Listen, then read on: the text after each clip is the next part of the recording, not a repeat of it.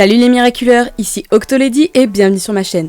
On se retrouve aujourd'hui pour la vidéo numéro 3 du Miraculous Confinement Challenge et le thème du jour est le couple que tu préfères dans Miraculous.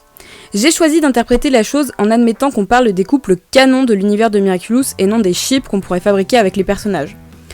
Sauf que du coup, des couples canons, il y en a pas des masses en fait. Gabriel et Emily qu'on n'a jamais vraiment pu voir, Tom et Sabine les parents modèles de Marinette, Alia et Nino le couple de meilleurs potes, Mylène et Yvan parce qu'on peut pas avoir que des top modèles de 14 ans non plus, faut pas déconner, et les quotas LGBTK+, que sont Roseka et Marc-Agnel. Et donc en toute objectivité, si je devais me concentrer sur les couples uniquement canons, mon favori serait certainement le Marc-Agnel. Le Marc-Agnel c'est un couple très discret qui a été mis en place dans l'épisode Reverseur, sûrement un de mes épisodes favoris de la saison 2 d'ailleurs, dont j'avais fait une review il y a un moment déjà, si vous voulez aller la voir, elle est par ici. Malheureusement, de nos jours, c'est toujours compliqué de représenter toutes les formes d'amour dans les dessins animés, voire même dans les médias en général, parce que les mentalités n'ont pas encore assez évolué. Et c'est pour ça notamment qu'avec la romance entre Marc et Nathaniel, j'applaudis vraiment l'équipe d'écriture. Le problème aujourd'hui dans les médias est que les représentations LGBTK+, c'est qu'on s'en sert pour faire des arguments de vente, du genre « Hey, regardez, on a mis un gay, on est ultra tolérant !» Sauf que non, en réalité, ce genre de marketing forcé, ça démontre plutôt tout l'inverse, parce que ça prouve bien qu'on fait une différence. Quand on met un couple hétéro dans un film, on va pas dire « Hey, regardez, il y a un couple hétéro !» Voilà, c'est pour ça que c'est un peu triste.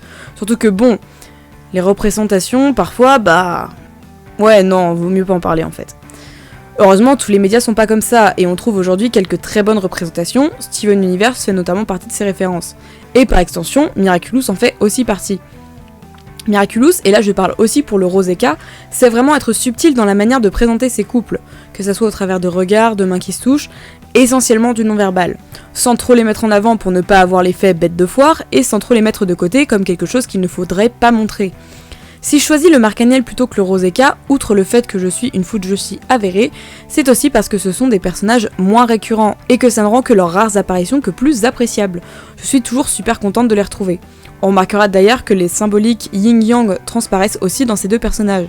L'un a un style très ordinaire, l'autre totalement marqué, l'un écrit, l'autre dessine, ils combinent leurs talents pour donner une seule et même œuvre. Je suis d'ailleurs persuadée qu'on les verra dans les prochaines saisons en duo, peut-être d'akumatisés, ou pourquoi pas de super-héros. Après tout, il reste encore 6 Miraculous à distribuer, et ils feraient tous deux de parfaits candidats, non ? La vidéo challenge du jour est terminée, j'espère qu'elle vous aura plu, on se retrouve dès demain pour un nouveau challenge, restez connectés.